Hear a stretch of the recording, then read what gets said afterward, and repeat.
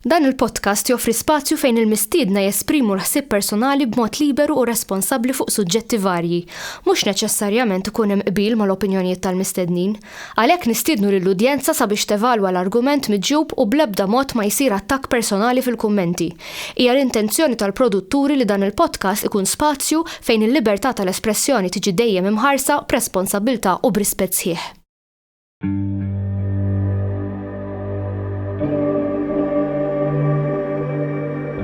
Perhaps we need some outside universal threat to make us recognize this common bound.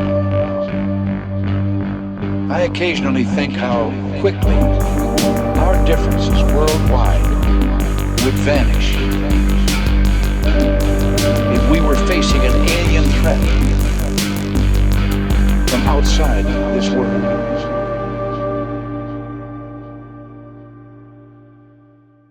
Għanna mistoqsija li nirċevuha ħafna anka fuq il-page.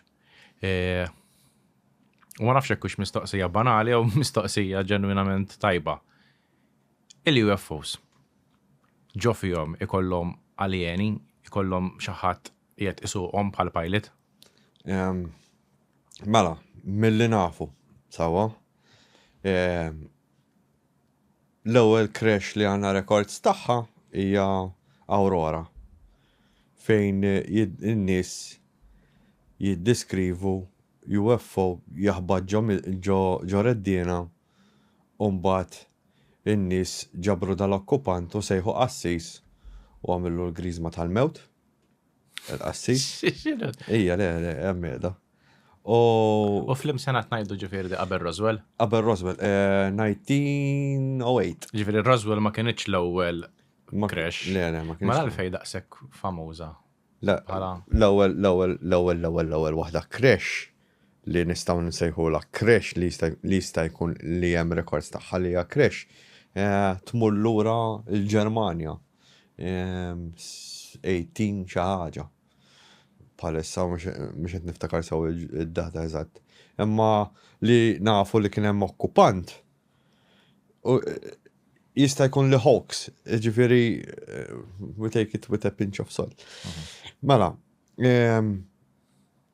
dan ħabadda li UFO ġod ir-reddiena ġil qassis għamillu l-griżma tal-mewt u qabdu l-biċċiet tal-UFO u tefgħuhom ġo bir. Wara żmien ittestjaw l-ilma tal-bir u sabu li kien hemm kontaminazzjoni kbira ta' aluminium u zink. Alright, ġifieri meta tajt qabdu l-UFO tafgħu fil-bir. Nafu li mu dal-bir. Ija, mela. Allura kellhom tmur tfittex fih. Ħajkollok l-istess riżultati ġo l-ilma ta' high concentration of NMLU and zinc. Imma il-parts li għadbu ġo fih. X'sar minnhom allura? Għax ma jistgħux jerġgħu jirritrivjawhom. F'mit-sena iż-zinc mhux ħajmur imma l-NMLU jiġi jiddetorjera dak iż-żmien kollu. Jiġifieri kienet magħmula mill-NMLU iż-zinc għadu hemmhekk imma l-NMLU telaq. Fimt? Jiġifieri jekk ibatluh dal-bir ħajsibu iż-zinc fih. L-alien indifen ġo tebut mingħajr xejn, mingħajr kliem u affarijiet oħra u xejn.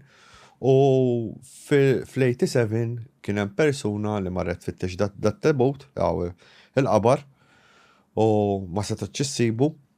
Fin-90s kien hemm ieħor mar bil-ground penetrating radar biex jara jekk isibx daw l-oqbra u sab qabar.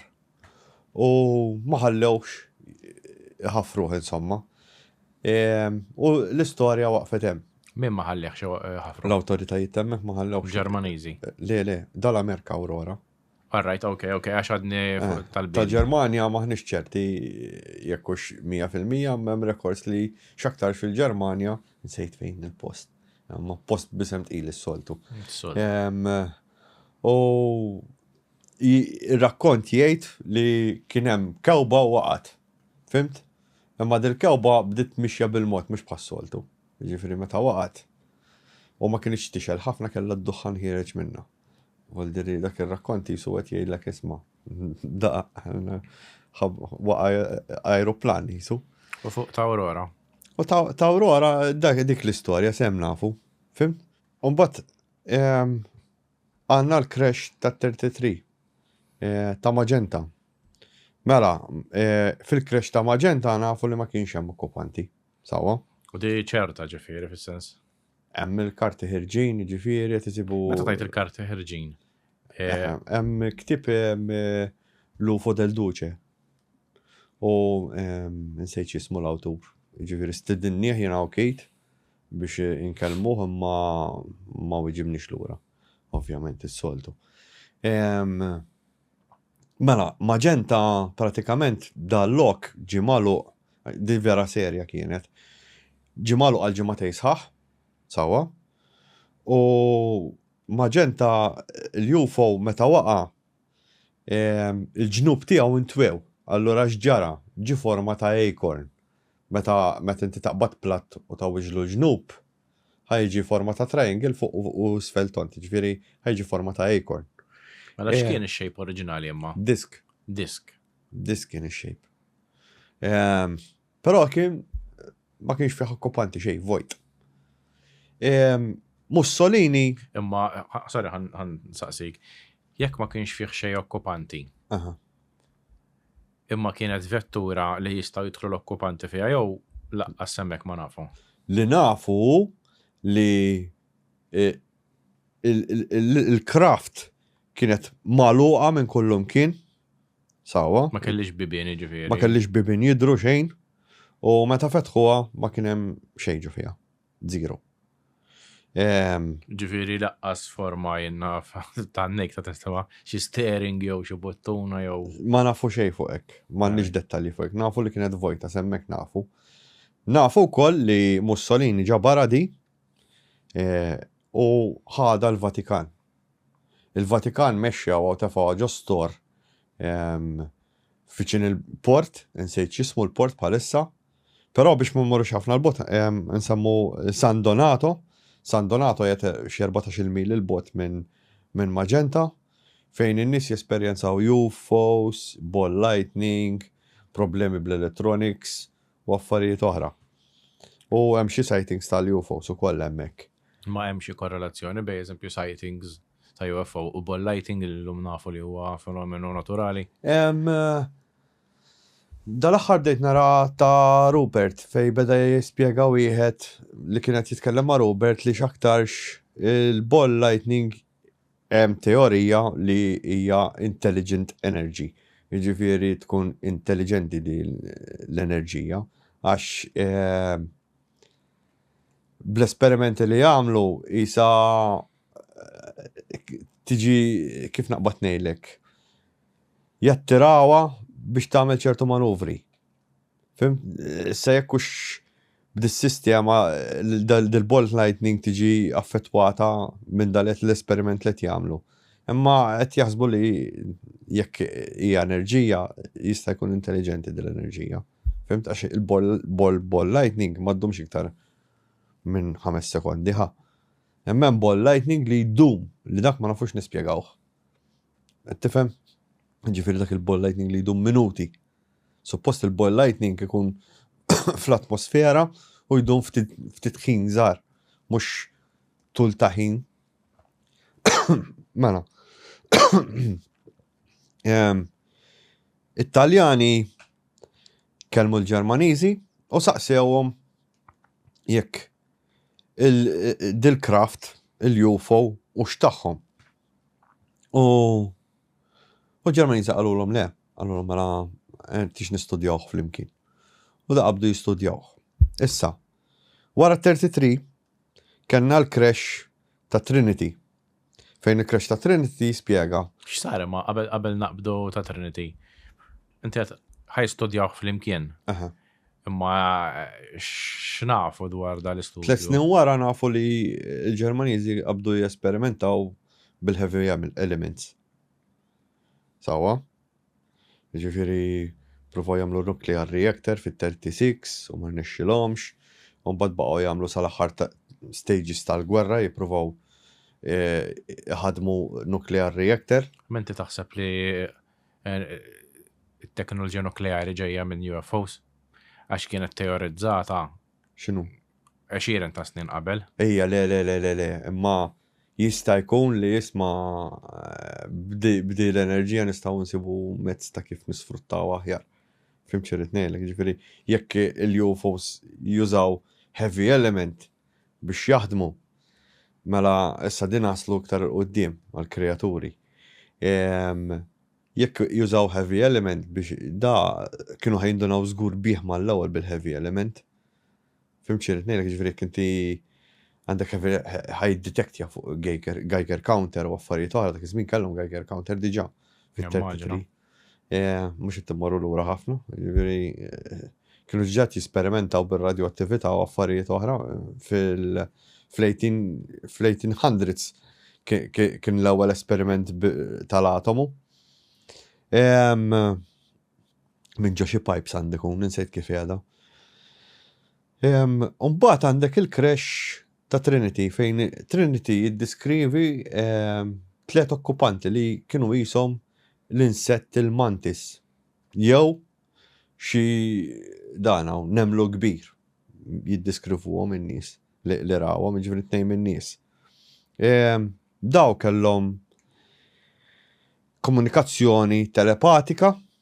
Daw minn huma? Daw it-tliet aljeni. Ma' min kellhom komunikazzjoni? Ma' Jose Padilla u ħuħ mal-ħabib tiegħu. Jose Padilla u l-ħabib tiegħu dik l-intervju li ħadna ma' Paula Harris. The Best Kept Secret il-ktieb. Il-UFO kien forma ta' bajda, jew avvokato, sejħola li trid. U kienet 14 piet u għali b'20 piet. U l-okkupanti kienu żgħar. Jose Padilla żgħar kemm ġifieri? Żgħar nitkellmu between 3 to 4 feet. Ma kienux kbar ħafna. U Jose Padilla peress li kellu il-komunikazzjoni magħhom beda jiddiskrivi li daw jisom taħu viżjoni tad-dinja kif ħadd inqeret u affarijiet oħra minn daw nies binjaqa u affarijiet oħra. Mela dak għandna l-ewwel kuntatti su l-ewwel komunikazzjoni bej bniedem u alien. U mbagħad għandna l-famuża Roswell. Qabel immorru fuq Roswell. Jekk daw crashjaw, baqgħu ħajjin l-aljeni ġifieri? 3 baqgħu ħajjin, kienu in distress, they were shuffling, ġifieri floatjaw jisom, jersqu bat popu ressaqtu, ġifieri mhux qed jimxi bis-saqajn, qed jiflowtja jitkaxkar, fim? U jiddiskrivihom bħala kienu in distress u qed jikbu, qed jagħmlu ħoss. U x'sar minnhom illum ġifieri daw? Ġiet l-armata, għax huma ħarab, Jose Padilla ħarab. Ġiet l-armata u ħadet il-UFO. Imbagħad Jose Padilla seraq biċċa mill-UFO u meta kien rieqed derlu dal-alien waqt il-ħolm. U qam u mbagħad raħ viżwalment l-alien. Bħal San Giuseppe. True story. Insomma, mbagħad għandna il-crash ta' Roswell. Il-crash ta' Roswell m'hemmx għalfejn tukom ħafna dettalji li kien hemm 3 aljeni nġabru, imma l-istorja hija tant kemm imħarbta, Project Mongol u ma nafx kien hemm iżjed proġetti li jissemmew biex jiddivjaw minn dal-misteru. Meta kont kellim persuna jien minn barra li informata kien qalli li kienet early program tal-B-52 u hekk, ġifieri ta' stealth bombers, u li kien mar ħażin pratikament. Għax huma id-diżin tal-B-52 instaraq mingħand il-Ġermaniżi tal-ġbejna waħda sieħa bħala l-body u kollox. Mbagħad ovvjament ipperfezzjonaw aktar l-Amerikani. X'nafu fuq Roswell? Mela, jekk tieħu l-istorja ta' Jesse Marcel, jgħidlek li kien hemm xi bħal hieroglyphs fuq biċċa Fuq barra ġifieri? Ejja, biċċa mill-UFO li ġab missier. Da Marcel, għax l-aħħar intervju li kien hemm ta' Marcel qabel ma miet kien li missieru kien sab biċċa bil-hieroglyphs fuq għaw kien orja li. Dijax kienet il-propieta tagħhom l-art imma xi x'huma daw. Jesse Marcel kien 501 Bombers, ġifiri, 501 Bombers, li kienu, kif naqbad ngħidlek, kienu, Madonna, il-kariga tagħhom kienet li jekk jaqa' xi aeroplan jew xi materjal nukleari jew xi esperiment, daw kienu on site biex jiġbruhom, jiġifieri għal-recovery. Issa, Jesse Marcel kien jaf x'inhu għala weather balloon. Alright? Mbagħad x'huma ħarġu weather balloon, da ma kienx daqshekk kiblaħ li ma jarafx weather balloon minn biċċa craft. U biex ma ntaw għallek x'insomma l-istorja ġiet diskreditata hekk u li l-aljeni ġabruhom u ħaduhom White Peterson. U għandna deskrizzjoni tal-aljeni? Deskrizzjoni tal-aljeni huwa li l-grej normali li nafu bih tajnejh kbar rasu kbira u l-karnaġġjon tiegħu hija griża. U li kienu mangled. Jiddeskrivuhom ġifieri wara bl-impatt daw ġew kobba. U kien hemm riħa qawwija. Riħa tinten qawwija, tant kemm kienet qawwija li kienet insapportabbli. Hemm interview ta' persuna li kien ġar itwiebet. Kien mar itwiebet fl-ma sens. ċemplu dal-persuna biex dal-persuna kien jieħu ħsieb itwiebet tal-armata. Fim? U talbuh 3 titwiebet child size, u li jiġi sealed ħabba contaminations ta' biologics. U meta tajt peress talbuh child size, kemm kienu twal daw l-aljeni? Simili għal ta' 3 feet. 3 feet, 3 feet and a half. Okay. U da jiddeskrivi fejn intaqa' ma' din ners waqt li kien hemmhekk biex joħdulhom it-twiebet u saqsa lin-ners alla x'inhu jiġri u hekk u n-ners qaltlu hawn mhux postok u saqsija wkoll x'kienet dir-rieħa. U qaltlu mhux postok hawnhekk. U wara ntaqgħet miegħu u spjegatlu li kien hemm 3 aljeni u l-rieħa kienet ġejja minnhom. Jiġifieri r-rieħa tinten qawwija, issa dir-rieħa tinsix ħanerġgħu nsemmuha l quddiem. Tant kemm kienet qawwija li għallek tagħmel ġimgħa x-xomma ġew nieħrek. Issa, x'għandna? Għandna Kingsman, għandna tal-Canary Islands, li x'aktarx tal-Canary Islands huwa daw crashes oħra ġifieri? Mela hemm ħafna crashes, da qed insemmu l-iktar famużi li huma famużi. Issa tal-Canary Islands, l-ewwel ma smajt biha minn Jacques Vallée fejn jiddiskrivu l-Franċiżi, Franza kollha, rat dal-ballun tont kulur id-depp b'okkupant ġo fih qed isuqu. Min raħ ġo fih l-okkupant? In-nies. In-nies fuq Minn mal-art iwa. Ballun trasparenti b'okkupant ġo fih. Trasparenti jew gold? Gold u trasparenti, ġifieri forma kulur tad-depp, forma tonda ballun u ġo fih kien hemm okkupant. Però trasparenti. U kemm hemm eyewitnesses tiegħu? Ħafna. Meta ngħidu ħafna ġifieri. Tant li 20 mijiet. 20 kien hemm. Tant li ċemplu il-forzi armati tella mirax u waqqa dal-UFO. Waqqaw eżin sparalu ġifieri. Sparalu. U laqtu u waqqa. U laqtu u waqqa. Issa dal-alien ħaduh u tafawh ġo stabiliment ximkien fl-Area 51. U għanna l-famuż il-video The Alien Interview. Sa daka naħseb mill-ftit li qrajt fuq jiena suppost huwa alien minn Roswell. Le, mhuwiex alien minn Roswell. Ekke bħala description tiegħu. Mhuwiex alien minn Roswell. Nispjegalek għal xiex.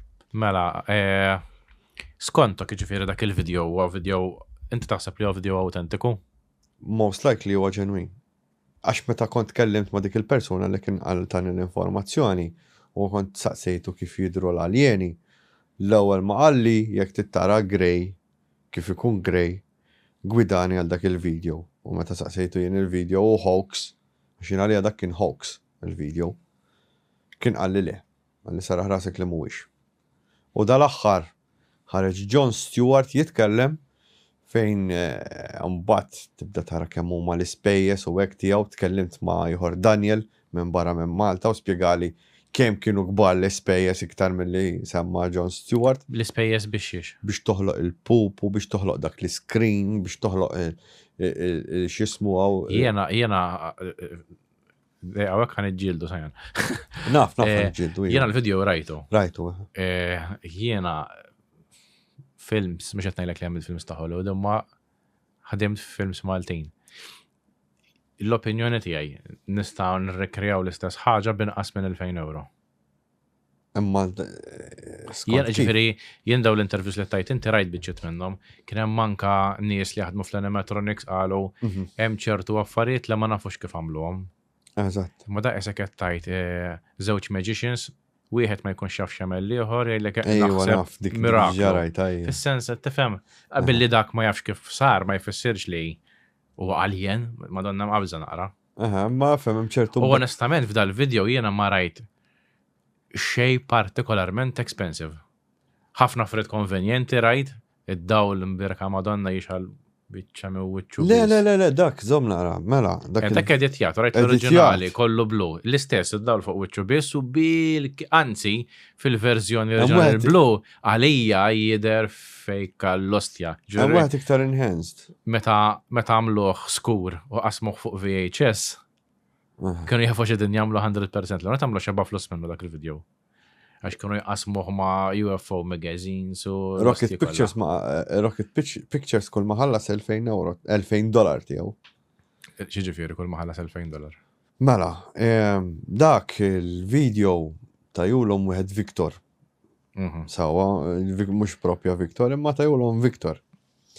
Kienu xaħat uża l-isem ta' Victor biex jibqa' anonimu. Issa da Victor tana ċertu dettalji minn ta' dal-alien li qabel ma konx tismaħom imkien. Apparti minn hekk li qalu qed naraw issa wkoll. Dal-alien ħanilek għalxiex. Da kien ta' nispjegazzjoni dal-bniedem. Meta inti semmi dal-bniedem, minnu dal-bniedem li kellemt minn barra? X'tista' tajt fuq? Li kien jokkupa pożizzjoni ġol gvern Amerikan. Okay. Mal-gvern Amerikan, sawa? Biex intukom narqa kontest, Sajan kien għamel video kol xi snin ilu ma' dil-persuna. Ovvjament ma kienx interview intended biex tixxandar. Eżattament. U kien talina informazzjoni, però wieħed mill-beings li semmi li huwa dak u l-problema li kellu respiratorja tiegħu kienet l-atmospheric pressure u l-gravità. Fimt? Xum ma stax jieħu nifs, fil-video ma bidix jieħu nifs. U spjegali li daw l-alien jżommuhom ġo chambers.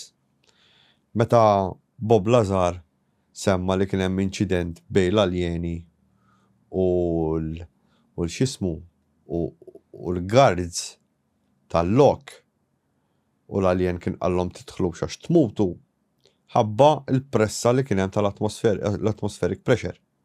Fimt? Għax daw x'aktarx fejn jgħixu huma hemm iktar densità. Fimt? Għalhekk jista' jkun li huma sabu il-heavy elements mal-ewwel mhux bħalna x'aħna m'għandniex daw il-heavy elements li qed jużaw huma. Jekk vera element 115 li huwa stable. Fimt? Imma dak ma jsirx minħabba atmospheric pressure ta'. X'ġifieri? Ġifieri meta inti għandek elements li huma bħal plutonju, uranium u affarijiet li kollhom ħafna dak ma jsirux bil-pressure atmosferika. Le, imma x'aktarx il-pjaneta tagħhom kellhom diġà l-element 115, fimt? Issa peress li id-dinja tagħhom fejn jgħixu x'aktarx hemm ħafna pressure, atmospheric pressure, u hemm gravità iktar minn tagħna u hekk. U qed ibati hawnhekk biex jieħu nnifs. Fimt x'irid ngħidlek? Daqs li kieku kif spjegaħ li hu batħuta Fimt minn dik il-pressure kollu u tellajta fuq l-art. Fimta? Raw ma jżommhom ġo chambers għalihom. Issa u li ġara meta kien hemm dak l-inċident li semmi Bob Lazar ħabbad il-biċċa xogħol ta' chamber. Bekk mitu l-guards. Issa ma nafx biex vera jew le. Issa l-istess individu kien qalli biex inħares lejn unsegwi lil-Dr. Roger Lear. Mela, x'nafu. Dr. Roger Lear kien mar il-Kambodja.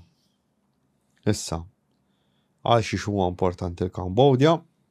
Mela, fi żmien il-Vjetnam dawn l-Amerikani ma setawx jattraversjaw fil-Kambodja. Kienet kif naqbad ngħidlek, kienet green zone. La l-Vjetnamiżi u laqqas l-Amerikani ma suppost kellhom ikunu hemmhekk. Imma x'ġara? Biex imexxu l-armi, il-Vjetnamiżi tal-lok kienu ir-Russi kienu jaddulhom l-armi mill-Kambodja. Issa, x'ġara? L-Amerika ħolqot SOG. Studies and Observation Group. Studies and Observation. Ismaħħa di. Għatem 60% tal-files kollha classified. Sawa? Tista' tiċċekkjahom ġifieri. Ħadd ma jista' jittawallhom. Sawa? Dawn is-soldati Amerikani dim kien ma ħassiba u l-qoddim ħatoħroġ u jgħidu wara dak il-bar kellu raġun. SOG, ġifieri SOG, SOG, sawa, SOG. Kienu xogħolhom retrievals ħafna minnhom.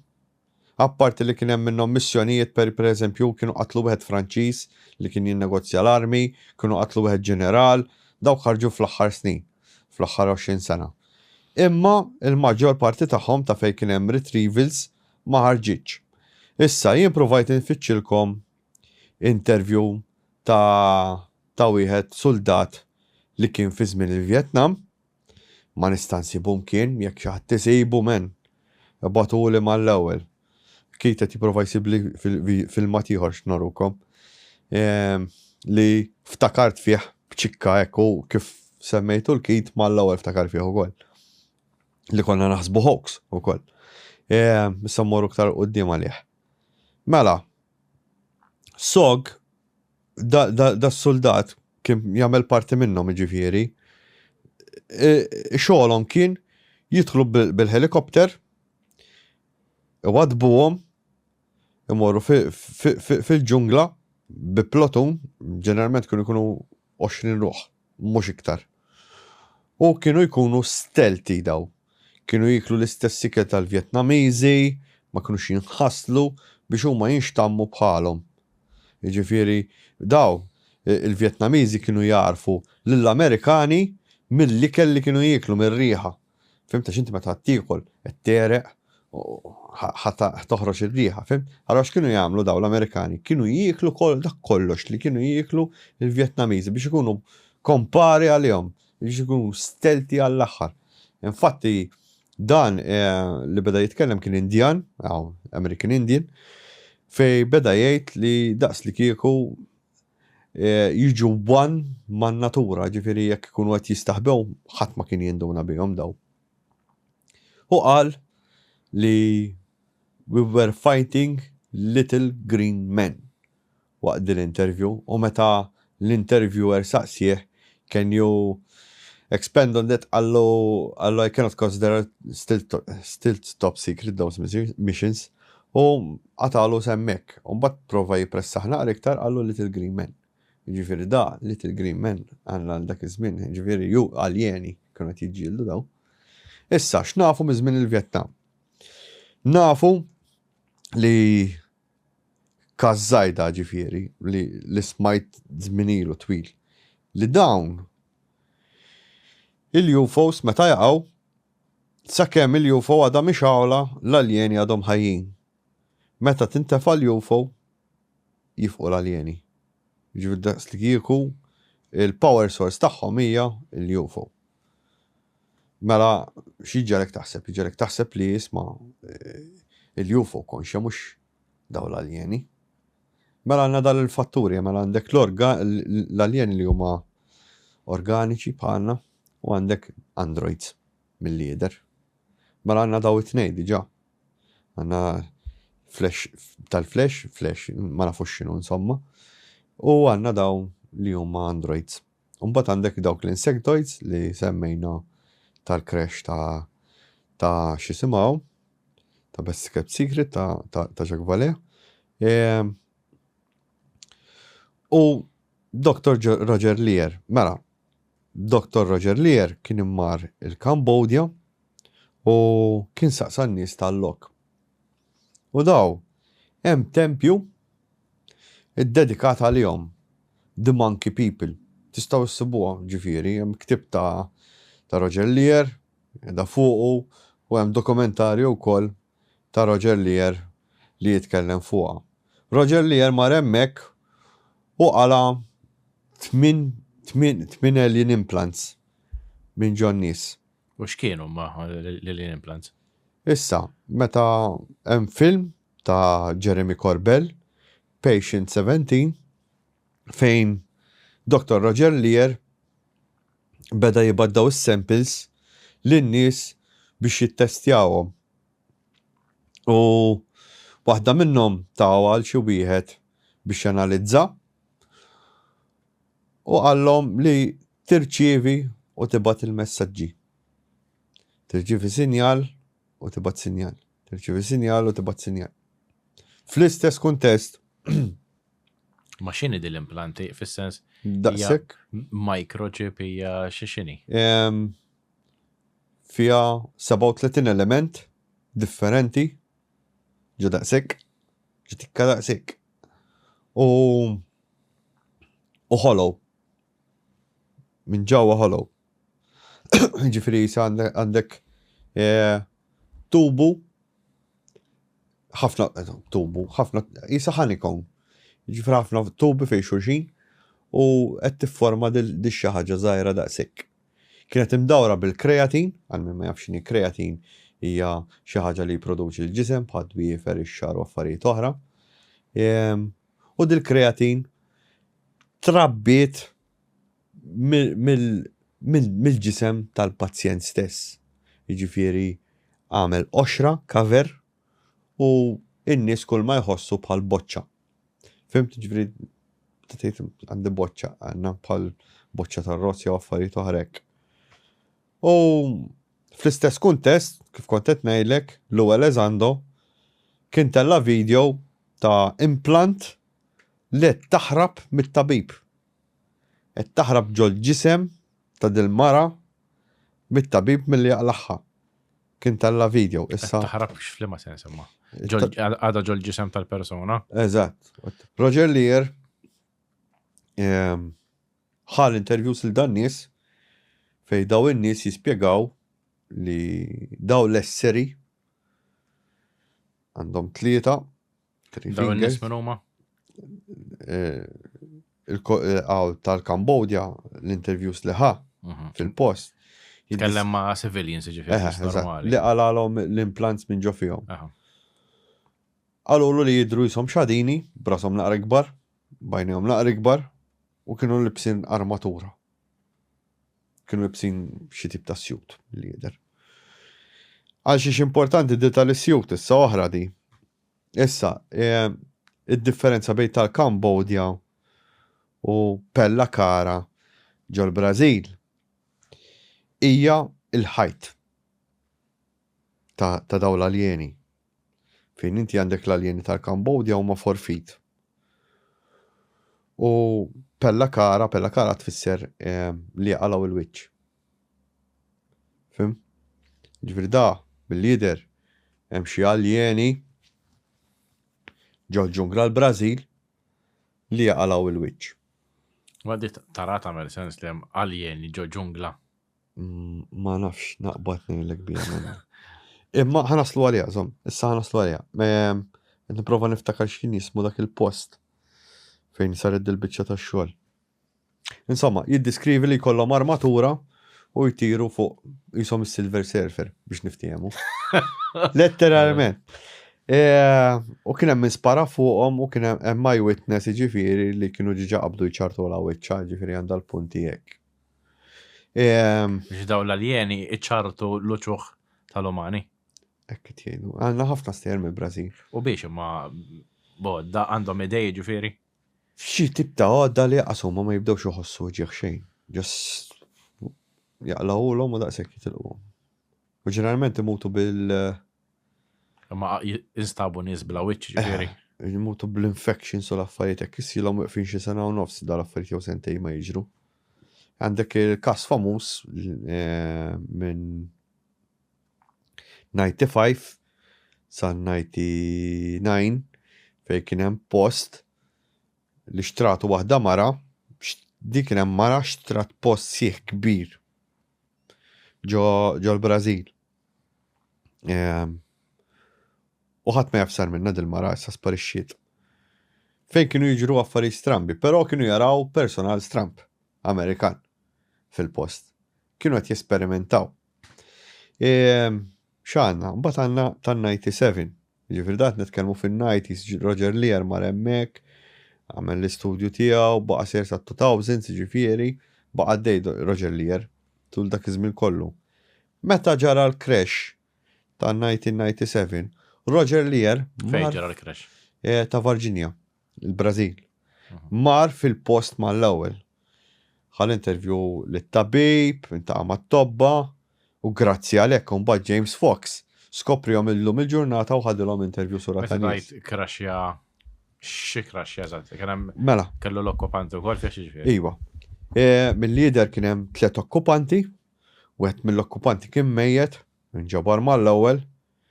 Iż-żewġ l-okkupanti l-oħra ħarbu jiġru. U hemm deskrizzjoni tagħhom kollha. Ejja mela. Ħarbu jiġru. Ejja, ħarbu jiġru. Fatti pinġejt alien lil James Fox u meta battulu għal dem.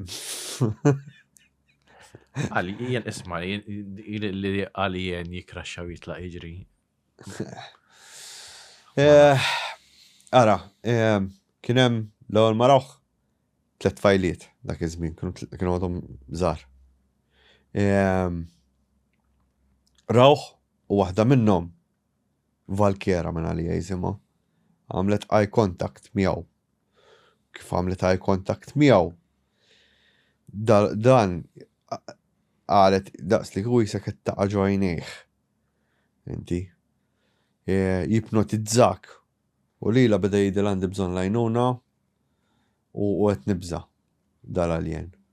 U mbagħad ħuta tnejn l-oħra qabduha u kaxkruha. U marru jgħidu l-ommhom u kif mommhom marret hemmhekk sabet footprint bit-tlet saqajn, ġifieri tridactyl. Bit-tlet tiswaba, sorry. Tridactyl. Dal-footprints għadhom jeżistu ma hemm biex ir-ritratti tagħhom. Hemm ritratti u hemm id-disinji tagħhom u hekk kollox. U mbagħad jispjega t-tabib ukoll li kellhom 3 tiswaba wkoll il-qudiem. Ġew dokumentarju ġdid li ħireġ ħajspjega li kellhom 3 tiswaba daw. U kellhom jisom tip ta' 3 tiqrejjen fuq rashom. Issa, wieħed mill-aljeni kellu problema f'rasu fej rasu bdiet tintefaħ. Ta' ġifieri, ma nistax nifhem kif xi ħaġa li ġejja minn potenzjalment galassi oħra għandha ras l-organi qegħdin ġo rasa bis-saqaj tiġri ma nafx. Ma nafx. Hekk kont naħseb jiena qabel sakemm kien hemm xi ħadd qalli ħares li l-mera. Għalli hawn inti intawiet ukoll. X'għandu x'jaqsam? Fl-univers. Ġifieri. Ma daw kollha humanoid Marja Madonna kollha. Ma nafx ngħidlek mier. Ma nafx ngħidlek x'nafu nista' ngħidlek. Li nafu eżempju li dal-alien kienu jintnu nerġgħu mmorru lura għal dik l-istorja ta' qabel, kienu jintnu riħa ta' ammonja U wieħed mill-aljeni kien ġabru Marco Xorizi jismu. U da Marco Xorizi kif qabdu l-aljen girfu taħt idejh. U ħaduh, dal-aljen ħaduh ġo sptar. Girfu xfir għandu id-dwifer u kolla l-jen. Ejja. Dwifer jew xi ħaġa, imma swaba din għal-ponta. Daħlu bih ġo sptar, niktar sptar viċin, u it-tabib temmek għallhom itilqu l-barra bih minna issa. ħaduh ġo sptar ieħor fejn kien hemm dal-tabib li ħal intervju. Meta tajt ħadu, min ħadu l-isptar? Daw iż-żewġ soldati. Issa ntfawlhom biċċa Eċ daw ġiex soldati. mill-video li tellaw. Għabdu min jeddom għadu jduru l-isptarijiet. Le, daw kellhom, daw samaw li hemm l-aljeni jiġru fit-toroq tal-Brażil, ġo Virginia, u Virginia għalquh kollu, ġifieri għalquh. U sakemm ġew l-Amerikani u ħadu l-UFO u l-aljeni. Mbagħad infetaħ il-post. Daru kull mem. Ma di fis-sens, daw is-soldati mhux jirrapportaw il-ta' fuqhom isma' kawalien ċejdu li ħodu l-poliklinik tal-Furjana tal-Mosta. Daġi għala zobbu minn qabdu dal-UFO, girfu taħt idejh, qed ngħidlek ħadu ġo l-ewwel sptar ma ċċettawx, ħadu ħit-tieni sptar. Għallem sptar ċettalek. Ħadu ħit-tieni sptar. Għall-alien, jew annimal. Ħadu ħit-tieni sptar insomma u t-tabib qallhom iddaħluh xek. Itfgħu ġo basket jew xi ħaġa. Tafgħu ġo basket, għaddew minn ġo l-X-ray machine, ħadulu l-X-rays, qabduh lilu, tafgħu ġo kamra, raħda t-tabib, operaħ it-tabib. U għaj ma sajja. Era, ma nistax inkompli qabel nsaqsik din mistoqsija. Inti temmen xi ħaġek? Fis-sens, ħadlu l-X-ray u opera, inti immaġina dan. Xi ħaġa ta' din-dinja annimal li qatt ma rajt. Fak inti ħodlu X-ray u toperaħ. Aħseb wara xi ħaġa li ġejja. Fiex, kif ħataqbad taħdem la taf għandux dem, la taf xejn ma taf fuq, hija farfeġ da lost. Issa ntellawlhom il-video. X'video huwa? Tat-tabib qabel ma miet. Għax dal-aħħar miet it-tabib l-operazzjoni fuq. U min is-sejżbal miet. Min ix-ċert, ma min għalija miet. Dal-alien kellu xi problema f'rasu insomma operaħ. U skont dat-tabib l-alien huwa Anġlu. Baqa jsejjaħlu Anġlu iktar għal-video u kollu jsejjaħlu Anġlu. Fim? U li huwa kreatura intelligenti ħafna u li qatt ma ridu inkwiet. Issa, Marco Xorizi, għal xiex nafu Marco Xorizi. Marco Xorizi dik il-qasma spiċċa miet wara ġematej. Dan. L-autopsja tiegħu ma rridux joħorġuha, issa ħarġa James Fox fejn ir-rapport jiddiskrivi li din tattakka l-immune system. Ġifieri jekk ikollok immune system tajjeb għal xejn għax tattakka ħulok. U skoprew għal xiex iż-żewġ każi l-oħra intużat l-Anthrax booster. Anthrax booster? Mela, l-Anthrax taf x'inhi? Chemical weapon, kienu. Mela, l-Anthrax tiġi il-natural Anthrax, qed nitkellmu aħna. Mela, biex immorru ħafna żmien lura ħadd offendini fuq għamil. Meta kien hemm dik outrageous minn di. Dik il-plague li qatlet l-annimali kollha. Xipli. Ġo l-Eġittu. Qatletlhom l-annimali. Xittajt inti ta' moseħ xiex. Xieġifieri, stanna. Mela, natural Anthrax jiġi mill-ħmiċ tal-annimali. Sawa, kun hemm il-ħmiċ tal-annimali u l-bakterja tiżviluppa f'anthrax. U dik l-anthrax tiqpa' tinfirex. Ġifieri jekk inti għandek persuna. Minti qed li l-ġraja ta' mosejja vera sa? Jekk ġrat huwa anthrax. Sawa? M'hemmx fejn tmur iżjed. Hija xi ħaġa naturali, fimt, imma Alla. Immejja, issa nkomplu fuq dil-biġi tax-xogħol. Mela, natural anthrax jekk titfittxa biex nkunu ċerti 100% ma minn għalija, natural anthrax occurs from excrement, animal excrements. Jiġifieri mill-koko, mill-pipiju, mill-ħmiċ l-imbarazz. Jekk komola, u tinħoloq dil-bakterja li tissejjaħ anthrax. Issa, ħafna mis-soldati wara dal-każ bdew jingħataw anthrax boost. Għal xiex? Għax dil-infezzjoni li qabditu Marco Xerizi x'aktarx kienet anthrax qawwija ħafna li qatt ma rajna bħala. Imma jekk din ġifieri l-istess bakterja li titrabba fid-dinja, l-istess bakterja titrabba ġo fucking galassi oħra. Imma jisnet nitkellmu 20 times as much. Jekk mhux 100, ha? Għalli ma niżaġġerawx. Kemm hemm implikazzjonijiet bioloġiċi li daw għandhom l-istess DNA, allura fis-sens. Issa immaġina jekk daw ġejjin minn hawn. Qegħdin hawn stess. Mhux ħajkollhom dik il-problema għax diġà qegħdin hawn stess. Għax inti għandek ħafna teoriji fejn huma daw huma annimali differenti. Eżatt. Ma daw hemm interviews telepatikament jgħidulhom aħna ġejjin minn galassi oħra. X'inhu ma giddibin Hemm allura. iktar ċans li ġejjin minn din id-dinja. Ma da suppost f'daw l-interviews kliemhom dan. Ara, kif ħanaqbad infehmek? Jien għalija l-opinjoni tiegħi ħantik. L-opinjoni tiegħi hija li huma din ġġadina u din fil-baħar. Ma sissa semmejna xi 5 tipi ta' razzet tal-alieni differenti. Daw li qed nitkellmu fuqhom ta' Virginia. Daw l-aljeni li jiġru ġo ċilindri. Ġo tubi. Sawa daw li naraw ġo tubi. Għalija u ġo dawk. Ma daw xi skop għandhom li bqgħu moħbin u ġast joqogħdu jidru biċ-ċilindri u jikraxxjaw fis-sens. Ma aħna ma mmurx noqogħdu nkellmu n-nemel. X'għandu x'aqsam? Fim? Jew nkella jekk huma aħna mill-preżent mhux toħloq xi ħaġa li ħatfotti il-futur. Imma stenna, issa dak hemm xi ħaġa. Affarijiet differenti. Le m'hemm xejn differenti, jekk dawn huma annimal li bħalissa qed jgħix fl-istess timeline tagħna huma intelligenti. X'in il-problema tagħhom li jinteraġixxu? Naħseb li diġà jinteraġixxu magħna. Kif jinteraġixxu magħna? Għax joqogħdu jikraxxjaw joqogħdu waqt is-CFI joqogħdu jidhru balla orbżor inċiex. Mezz ta' komunikazzjoni xorta. Fucking tajjeb dal-mezz ta' komunikazzjoni, ġifieri. Mhux hekk, ma huwa mezz ta' komunikazzjoni xorta, inti għandek tinsiex għandek il-ġuża mifsut u n-nies l-oħra li esperjenzaw tal-urt u qed nassuma sa janna. naf li inti għalik bullshit. Amma għalija xi ħaġa li hija Ma x'inhu fis-sens qegħdin ħafna kontradizzjonijiet.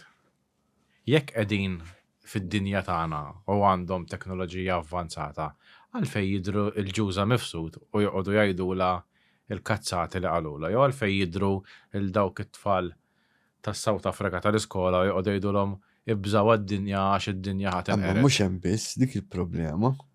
Imma jekk daw għandhom dilostja teknoloġija, mhux Ma mmorrux għazzanin x'inhu ma allura. Ma mmorrux il-bot, sawa? Meta tlek kien hemm 3 min-nies li kellmuni fuq l-istess ħaġa.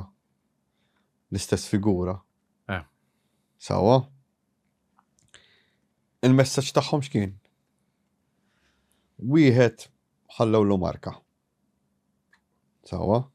L-oħra kellha figura fejn is-sodda bdiet tkellema u ma tafx bdiet tgħid, ma bdiex tħoss biża' xejn, anzi qatt li bdiet tħossha vera komda dak il-ħin. U l-oħra qaltilha kif il-losti qaltieli minn waħda. Nsibu f'malajta. Biex tqassam il-paċi, tqassam il-kelma tal-paċi. Daw Malta din ngħidu ġifieri. Ejja mela.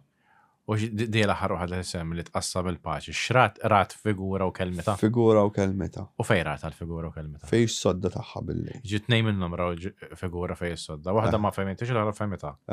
Waħda bdiet tgħid li bdiet tkellimni b'mod ma setax tifmu u mhux bil-ħal jekk ġest bdiet tisma' ġo moħħa. L-oħra ma jafux li xulxin daw in-nies. 3 min-nies li ma jafux li xulxin, żgur Alla ma jafux li xulxin. Għax kollha 3 tajiet differenti.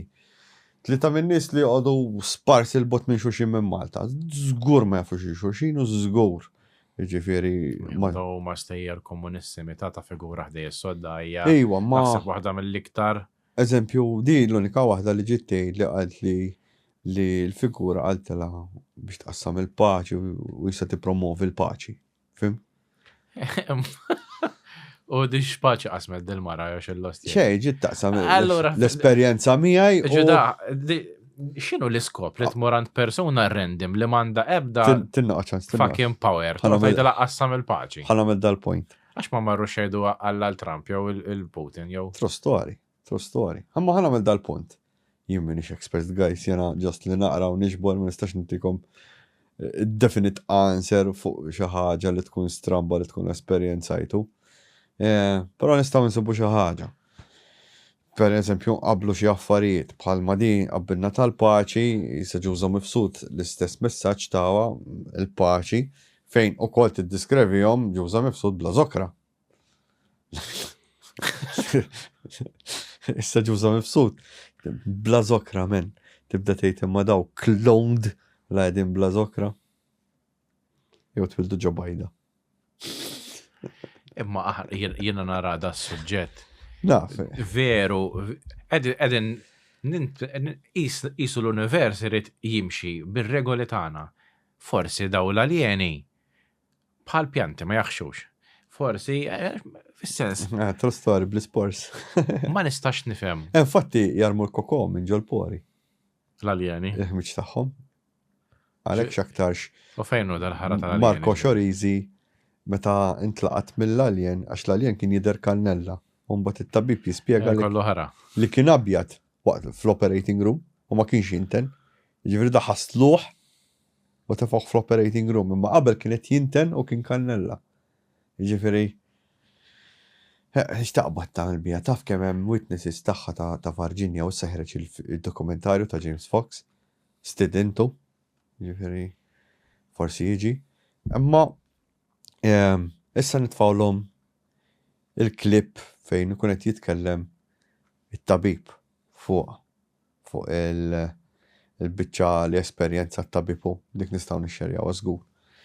X'hemm iżjed.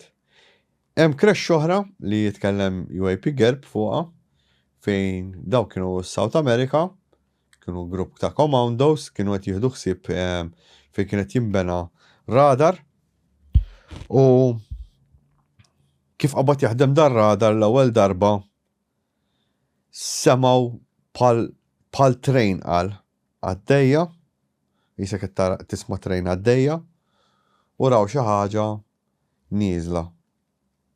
U kif ikkalkolaw huma li setgħu jilħquha u jmorru għaliha, jiġifieri biex jiġbruha din ħaġa xogħol l-ewwel ma ħasbu li kien ajruplan li waqa'.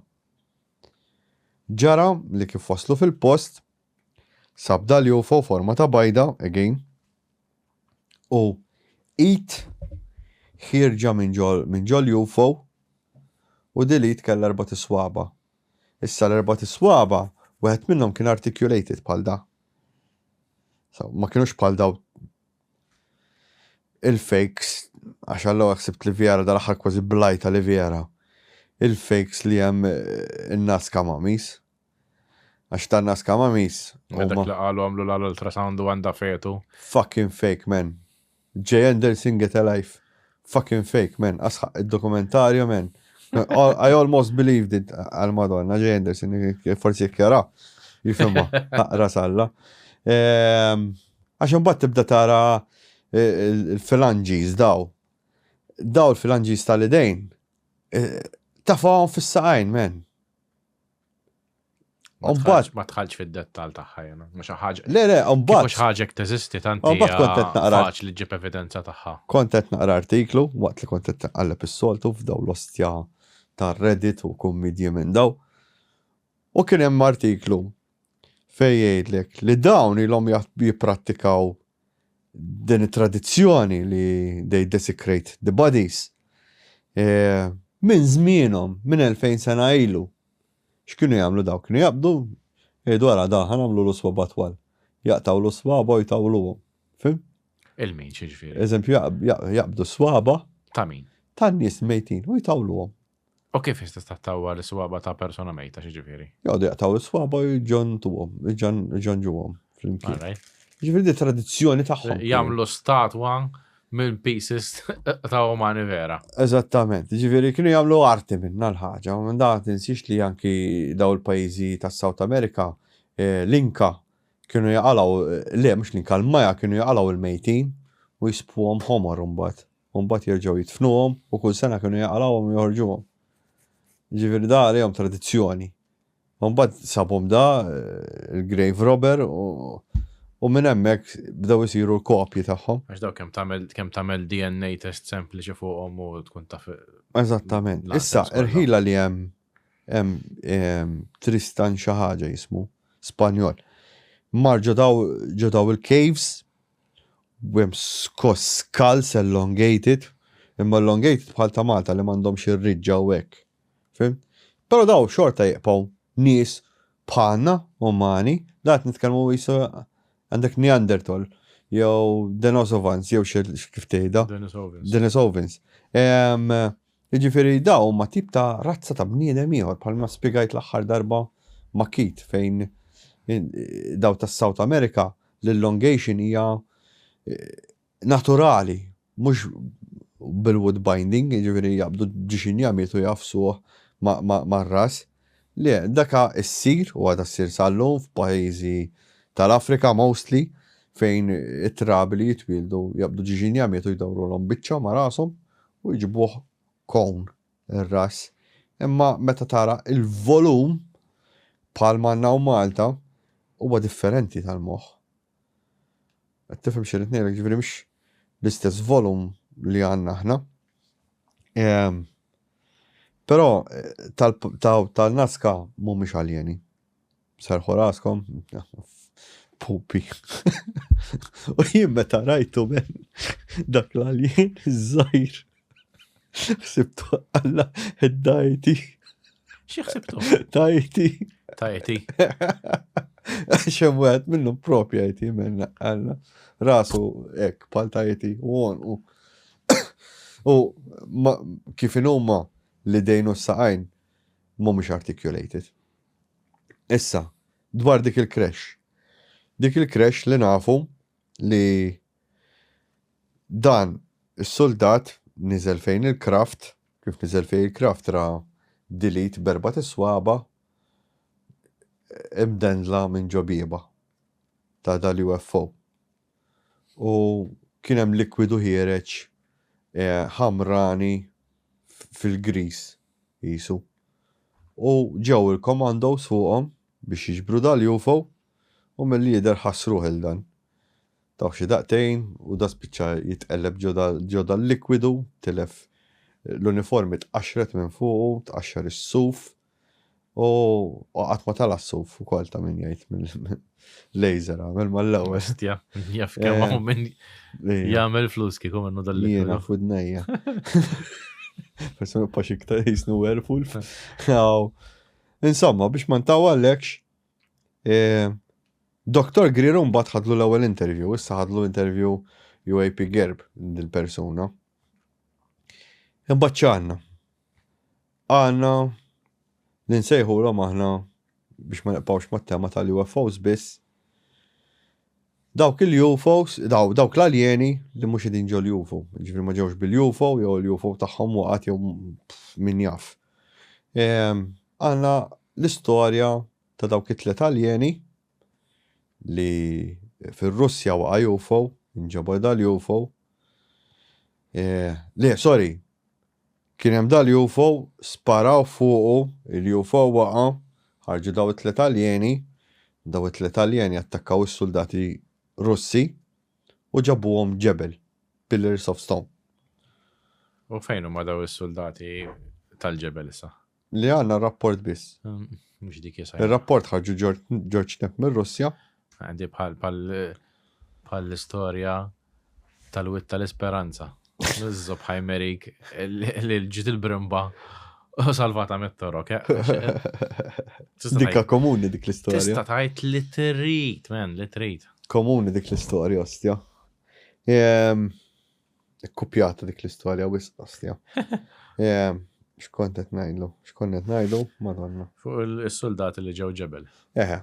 Li għandna rapport issa daw jiddiskrivu lil daw l-esseri, ma sejħu messeri, bħala daw tara son kbira u bajnejhom kbar u ġisimhom żgħir, jiġifieri. U ma kienux qed jimxu l-istess. Som greli, ġifieri. Ma kienux qed jimxu, imma kienu qed jislajdjaw.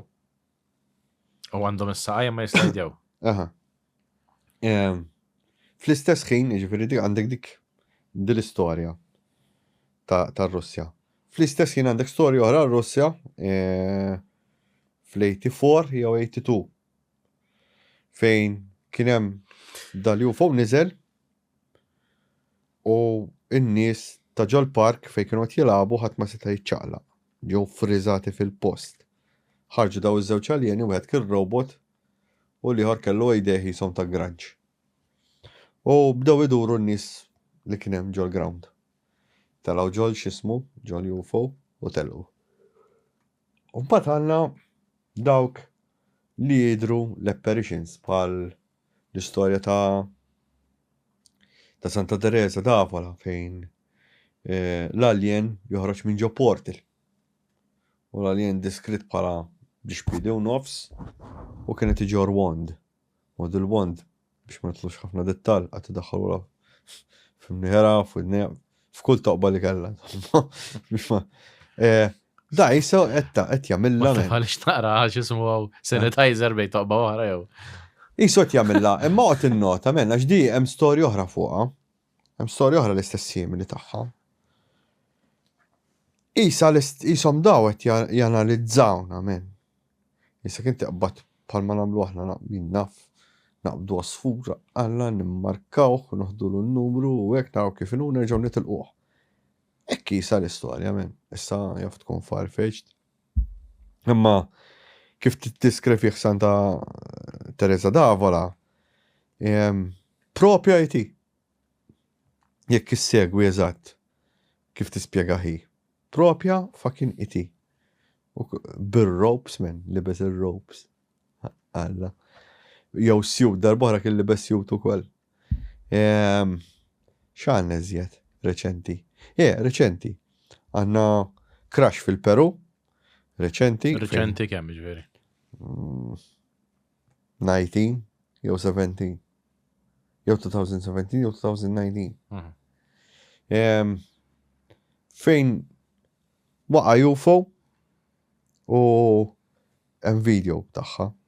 Tara għandna mill-bot tara d-duħħan tiela, tara t-toqba ġol għaxtet is-siġar, ġifieri, ġol ġungla tara hekk toqba sħiħa.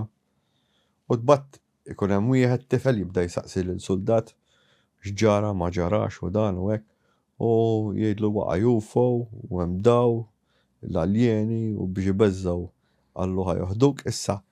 Jekk hux biex ibeżża t-tifel biex ma jirsaqx lem, forsi waqa' xi ajruplan b'xi kimika b'xi bomba jew xi ħaġa, jew jekk hux vera alien.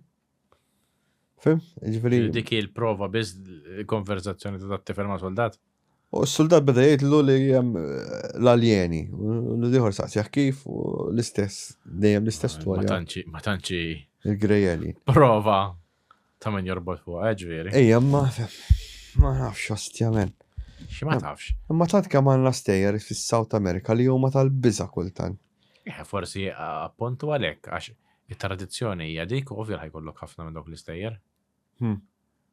Di bħal meta inti taf stess anzi apparition ta' ċertu ghosts jew mostri huma very regional. X'ġifieri? Jiġifieri kif jidher it-tork ta' taħt it-taraċ huwa l-issibu Malta biss. Kif eżempju il-White Lady. Le. U mela, libes ta' tork, mela. Le, mhux libes ta' tork. Libes ta' tork, Malta biss issibu. Libes ta' tork il-White Lady, u mbagħad għandek il-Blue Lady, dak huma regional ħafna ġew mill-Ingliżi. L-issibu libes ta' tork hawn Malta biss, orrajt, imma kappell komuni. Iva, ma m'għandux x'aqsam xejn, qed ngħidlek għalfejn jilbes differenti Malta. Toqgħodtejthom. Le, qed ngħidlek li ma tistax, issa jew vera joqgħod jgħid tara llum ħanider Malta niftaħ il-gwarderobba jilbes l-outfit ta' Malta, jew inkella letteralment il-moħħ huwa programmat biex meta jiffakja joħroġ mill-records tiegħu l-affarijiet li sema'. Ħana l-bada xejn paranormal. Sawa, insomma da kollu paranormal fil-verità. Meta jagħmlu komunikazzjoni, ġeneralment l-istorja hi li qed jikkomunikaw telepatikament. Ma dik hija the easy way out, nista' ngħidlek għalfejn. Għax hekk dax minn ħajjemnek li da kellimni bil-Malti u kellimni bl-Ingliż, allura the easy way out kellimni telepatikament għax Dejjem images ostja. X'inhi? Dejjem implantjawlhom images ġew moħħhom. Mhux dik imma fis-sens ma nafx tarala ta' barra minn hawn. Għax hija naqa' stramba ta' kif għax eżempju jekk tara il-danaw l-istatwi li kollhom dal-handbag li diri li semmejna jiena u Kate.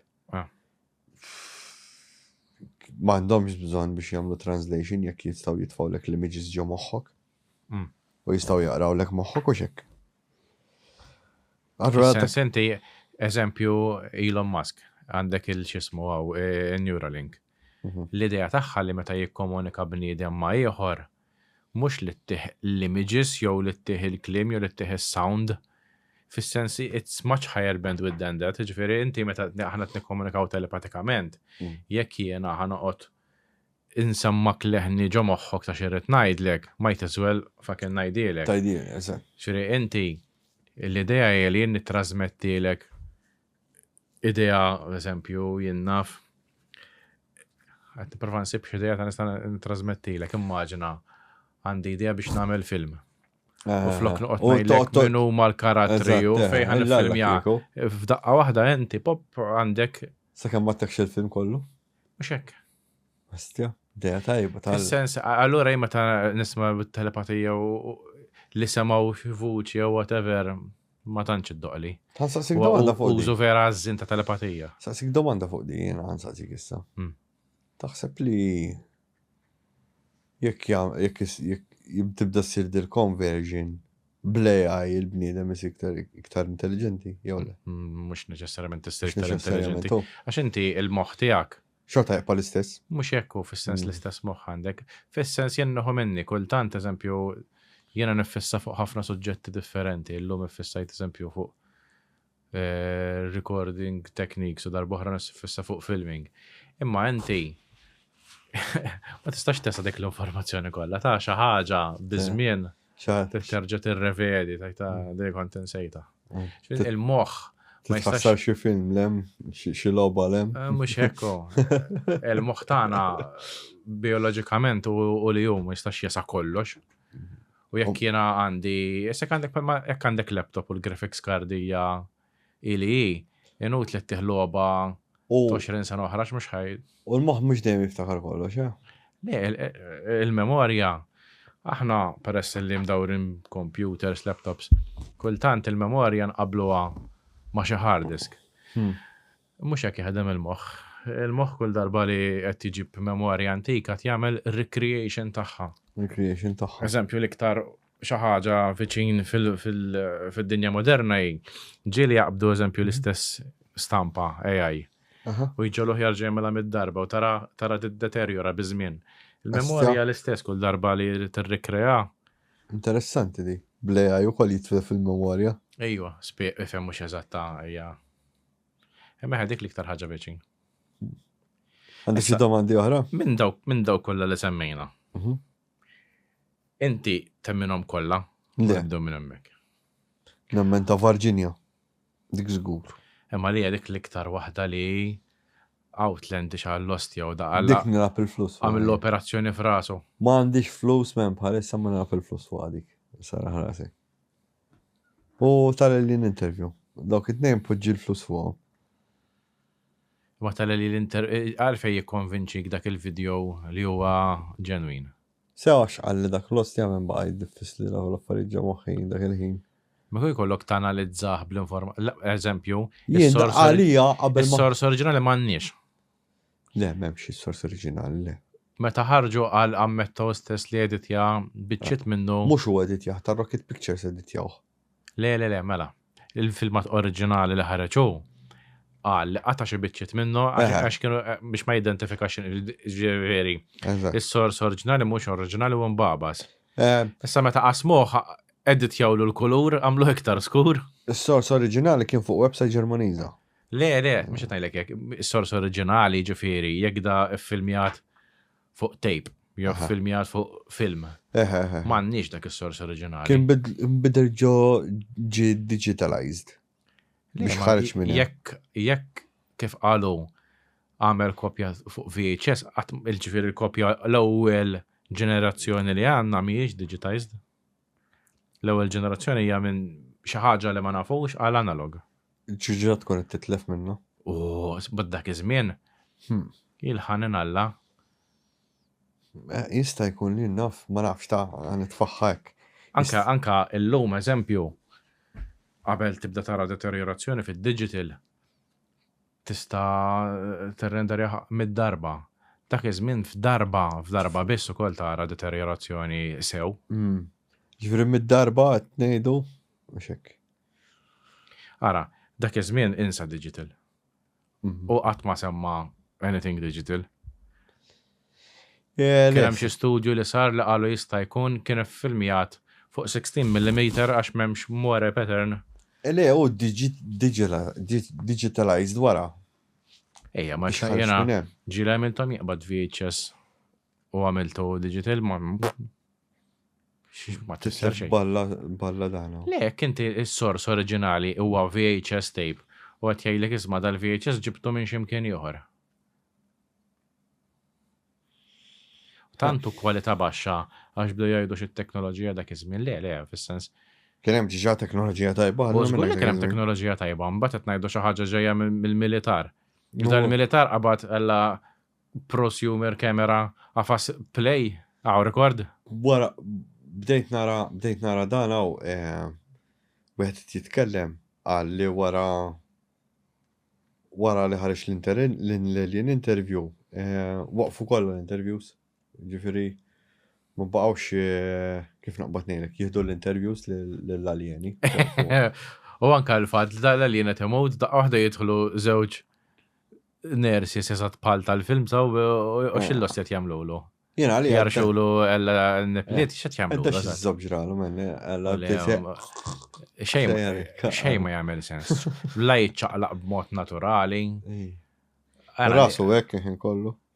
Jiena li hija li mill-iktar għax kieku tajt isma' jidher vera fejk, imma nafu minn fejn ġi nafu x'inhi nafu minn fejn. Ma nafu xejn minn dan, l-iktar ma tista' qatt tieħdu bis-serjetà. Imma nafx jiena nilgħab il-flus fuq ta' Virginia. Hekk imma bil-fidi ġifieri. Bil-fidi li naf li seħħew dawk.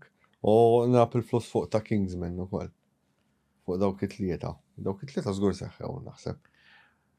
Imma eżempju l-aliens. X'inhu? Il-tliet aljeni ta' tliet stejjel li temmen huma tliet aljeni li jidhru differenti. Le ta' Kif le? Għax ta' Kingsman ma fin fiha xejn. Kienet imma differenza bejn l-interview. L-interview ma' l-oħrajn. Ejwa da. Naħseb. U da enti timmaġina crashja alien titfaw ġo kamra u fakin tagħmlu interview. Qas nistan. Inti meta jikrashja Oman. Titfaw ġo kamra biex tagħmlu interview. Ifhem, naħseb li jew jidħol tal-human rights. X'human rights? Kieku bjara. Ma għajan noqgħod kif għax kieku noħodlu interview qawwija. Ma nafx. Inġalu jitkellem. Qabel ma nagħlqu ħanispjega dal-video forsi xi ħatraħ. Fi żmien kien hemm website, mhux ħansemmi x'inhi. Biex kienet naqa' taħraq dil-website. Kienu jidhru affarijiet naqa' hekk. U kien hemm ħabib tiegħi u bagħatli dil-link xi 2011 jew 12 dak l-ilma. U klikjajt fuq dil x'ism naħseb qabel. Klikjajt fuqha fuq dil-link u tara 3 soldati fuq din-naħa 1, 2, 3. L-interviewer qed ikellimhom mic primittiv bil-wire ilu naħseb. Aħna mikrofon bil-wire għandna sajan. Le, għaja fil-sens fuq barra bil-wire ġifiri mux jett ma' l-camcorder, ma' l-video kamera li kienet juża. U ġifiri kienem qabbat jisu ta' xi news station. Duħħan tiela mill-bot ġol ġungla. Umbat tara l-kameraman jagħmel hekk, jiċaqlaq nara l-kamera hekk, ġifiri daw is-soldati tara jiċaqlaq l-kamera hekk, kien passaġġ ta' triq u jagħmilhom hekk. U tara il-figura taqsam minn bej is-siġar fuq it-triq għal ġo siġar. Bħal ta' science mela. Imma le differenti, ta' science jider. Da ġust figura sewda hekk u jisa għasiċara, jew il-video beda jiglitxa, jew il-kreatura bdiet tiglitxa, ġivri ma nistax ngħid li ma wieħed, għax is-sadda tant kemm għadda żmien meta rajtu dal-ostja video. Immem rajni anki kitraħ. U kiet qalli kellu qad sitt imqattat. Xlu mhux qad sitt imqattat kellu dak kien pixelated jew il-kreatura bdiet tikkrea dik il-ħaġa. U tara s-soldati jitilqu jiġru warajh mal-ewwel. U itwal il-video li ra kiet il-biċċa qasira ġifieri minn meta jibdew jitkellmu s-soldati sakemm idur hekk ġol passaġġ u tara x'ismu qed jaqsam hekk, tara l-interviewer hekk bil-kamera u tara s-soldati jitilqu jiġru, mbagħad jitlaq jiġri l-kamera minn warahom u jispiċċa. Imma jiena rajt il-verżjoni twila. Il-verżjoni twila qiegħda la bda jieħu l-interview lis-soldati hekk ġifieri u fil-li kunet u fil-li Għal xie t-semmiħ dal-video? X'inhi? Għal xie t-semmiħ dal-video? Għax illum il-ġurnata biex nħolqot dik il-setting naħseb kellhom jonfqu l-flus biex jagħmlu għad il-biċċa tax-xogħol bil-fors man. Imma għal fis-sens. Għalfej taħseb li kellhom jonfqu l-flus? Għax inti għandek l-armata men tal-pajjiż jagħt hemmhekk bil-machine guns b'kollox. Għaret, għadi li ma tistax iġib machine gun tat-toys jew xi ħaġa. Imma din hemm men. Għandek il-kamera crew tal-aħbarijiet qed tieħu l-filmat. So. Jiġifieri li tkun hemm jew xi ħaġa dak iż-żmien taf x'kontet idda jew xi ħadd tal-karnival libes meta rajtu neħliflek. Għax dak iż-żmien kont rajtu I dismissed it. Fim daqs li just right video hekk. U l-video kien immarkat Alien in the Jungle. Niftakar żgur ċara. Li jekk kien immarkat. U pratikament jaqafem u issallum il-ġurnata wara li qatt naħsibet mela daw qagħdu jidħlu fil-mertu li jibnu xi ħaġa qed tistikja l-barra minn ġo siġar. Xi ħaġa kbira biex jgħidu wara waqgħet jufu. Mbagħad għandek il-fattul ieħor tal-alien ma nafx biżżopp għamluh. Ora tista' tilbes xi ħaġa sewda u taqsam minn ġo x'ismu, imma il-mod ta' kif kienet il-ħaġa vera stramba. U għandek is-soldati l-kamera crew. Issa jew jekkux hoax minn tan news stess, dik waħda minnhom. Ma tkunx taf il-kontest. Eżempju, ħafna drabi jkun hemm clips ta' affarijiet, eżempju, paranormali, sibhom fuq YouTube Shorts.